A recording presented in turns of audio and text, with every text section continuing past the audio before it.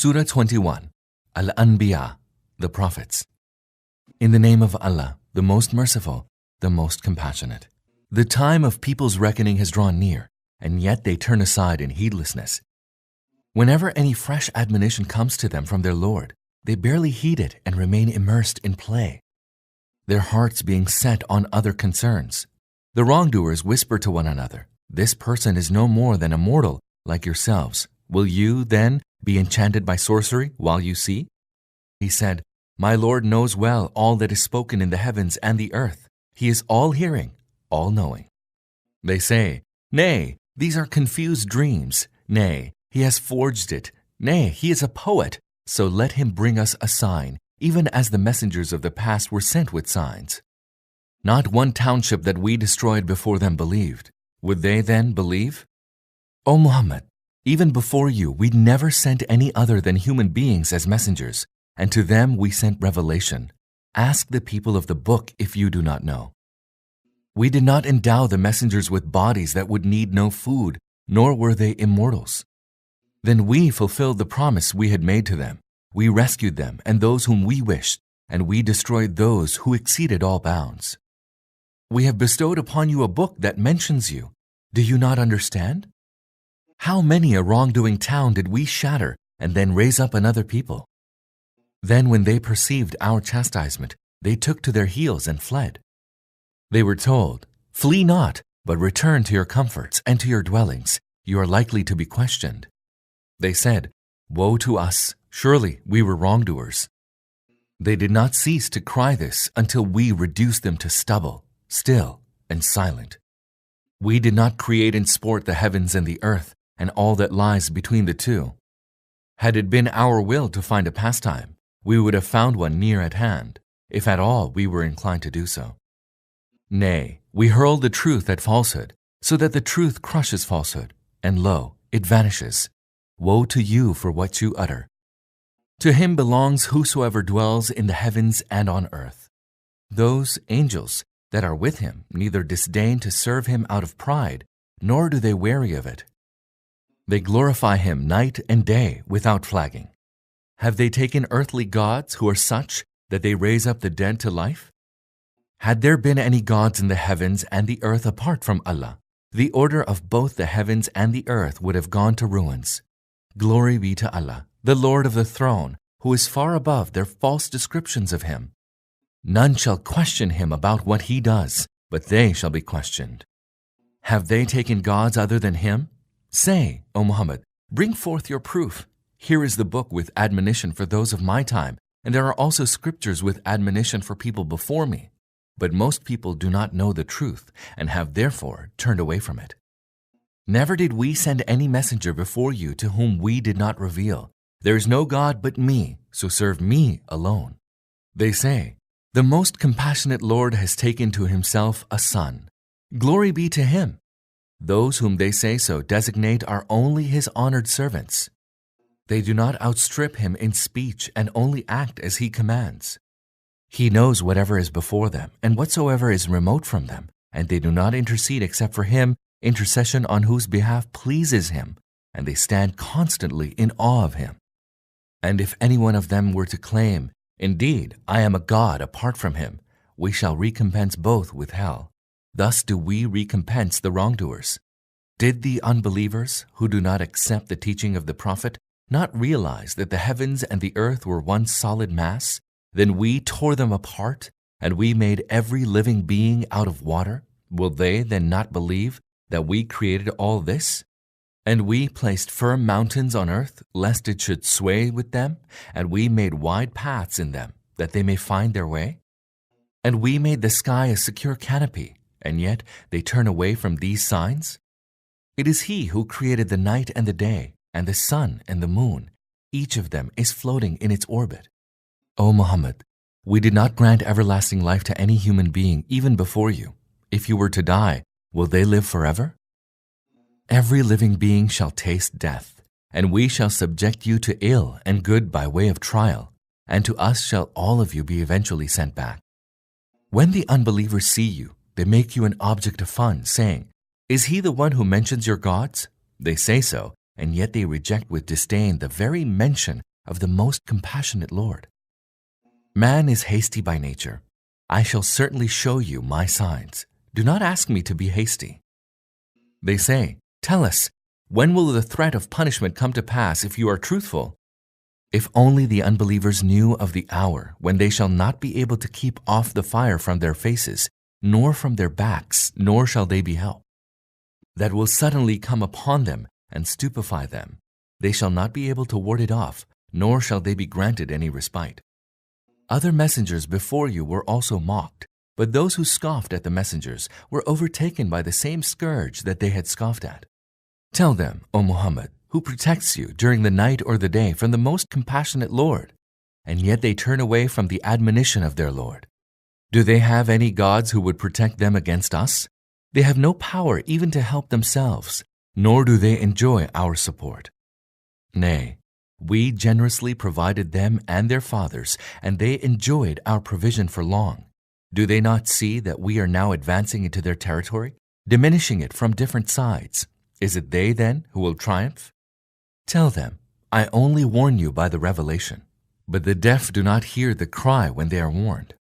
Were only the slightest whiff from your Lord's punishment to touch them, they would cry out, Woe to us! We were indeed wrongdoers.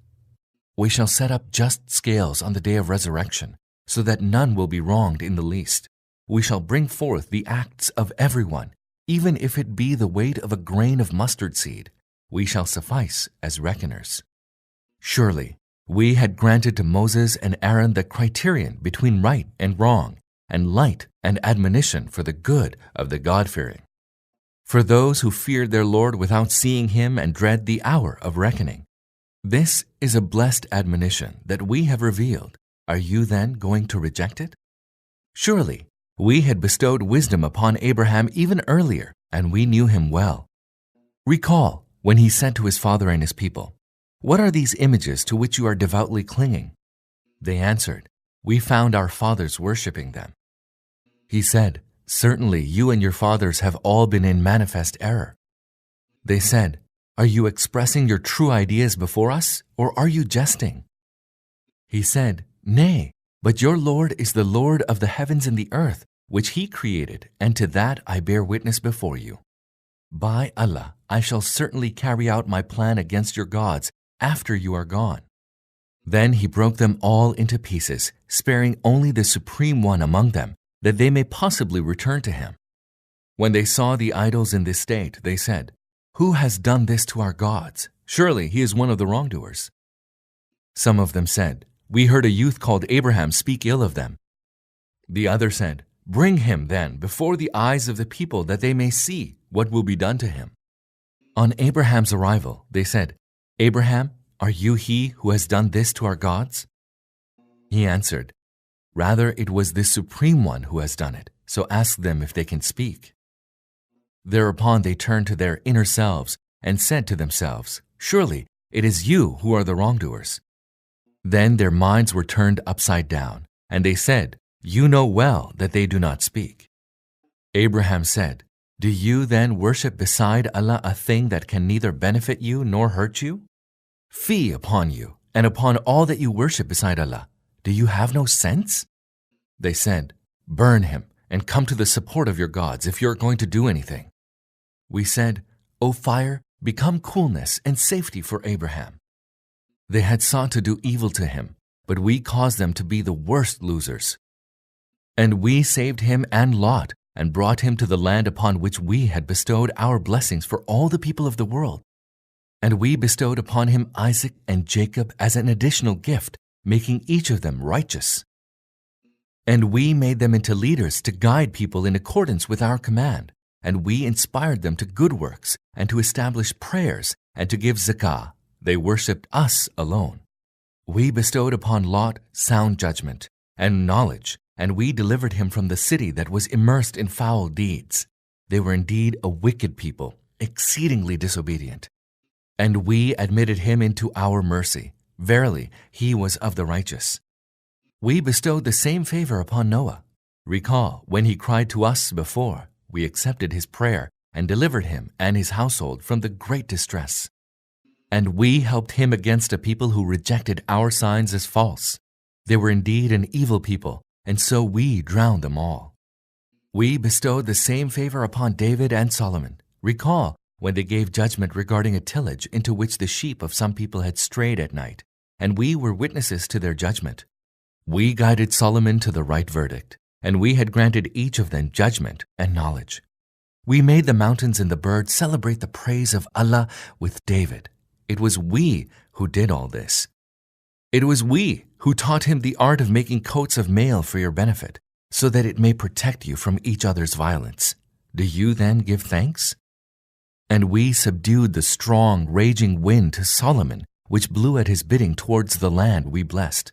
We know everything.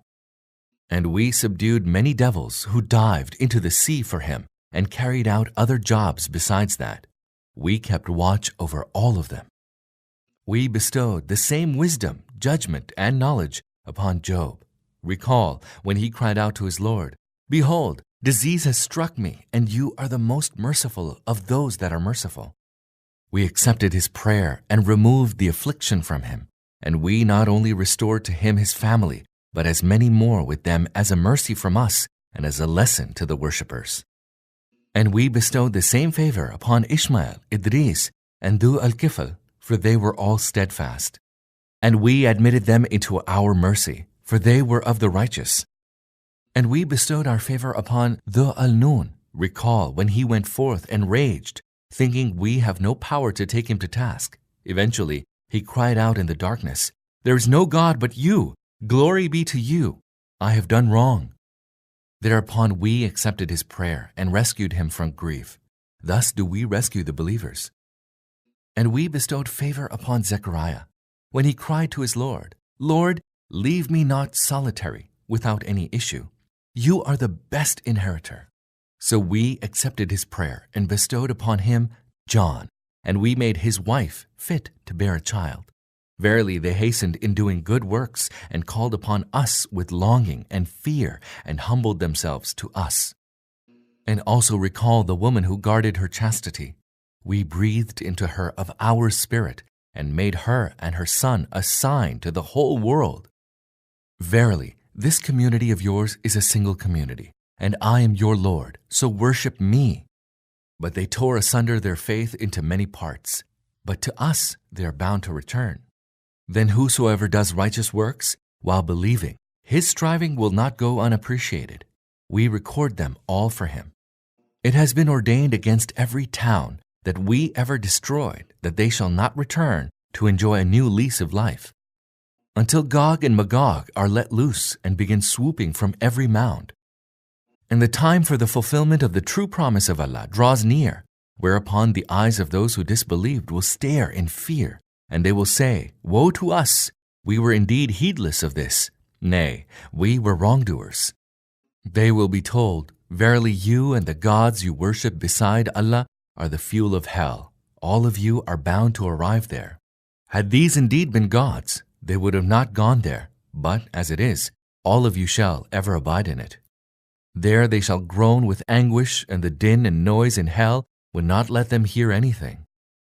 But for those whom we had decided to favor with good reward, they shall be kept far removed from hell. They shall not hear even a whisper of it, and they shall live forever in the delights which they had desired. The hour of the great terror shall not grieve them, and the angel shall receive them, saying, "This is your day which you had been promised." On that day we shall roll up the heavens like a scroll for writing. Even as we originated the creation first, so we shall repeat it. This is a promise binding on us, and so we shall do. Surely we wrote in the Psalms after the exhortation that the earth shall be inherited by my righteous servants. Herein surely is a message for those devoted to worship. We have sent you forth as nothing but mercy to people of the whole world. Say, "It is revealed to me that your God is only one God. Will you then submit to him?"